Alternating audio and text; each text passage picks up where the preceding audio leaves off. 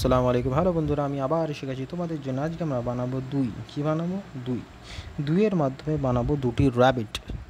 একটি র্যাবিট বানাবো। তো চলো সময় নষ্ট না করে শুরু করা যাক। খরগোশ যাকে বলা হয় বাংলায় খরগোশ। তো চলো দেখো কেমন করে করতে হয়। প্রথমে তোমাদের এরকম দুই বানাতে হবে। কী বানাতে হবে? দুই। ফের এখানটা এমনই সেম দুটি দুই।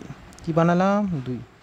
তারপরে এখানটা এমন করব, ফের এমন করব। এখানে একটি চোখ বানাবো।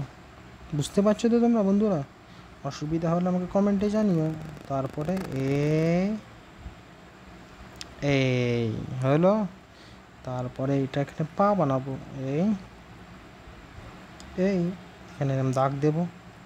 এখানে বানাবো কান। কি কান? খরগোশের কান অনেক লম্বা লম্বা হয়।